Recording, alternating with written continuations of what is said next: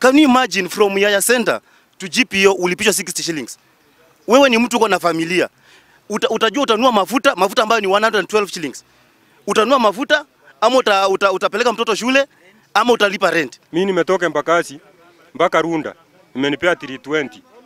Imagine sasa hiyo pesa najaribu kuimagine naweka mafuta na niko na bibi yangu watoto ndiao. Mtoto wangu ni mdogo sana.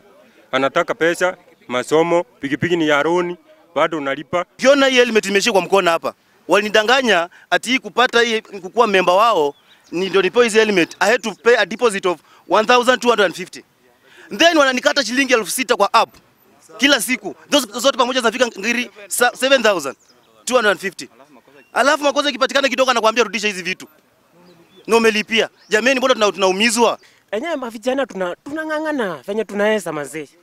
Tunangangana lakini sasa for sure mkitupeleka hivi shwa mnataka tuishi aje. Njoo wanatufrustrate na hakuna mtu anatusaidia. Tukipiga hata simu kwa ofisi hata watusaidii chochote. So sisi kama watu wa Safe Boda tumehangaika, pesa zetu tumegoma ili kazi simame, ili matako yetu isikizwe. Na kama haitasikizwa, sisi tumesema kwamba kampuni sisi tutawafanyia kazi. Ni yetu tufanye kazi kama kwa stage.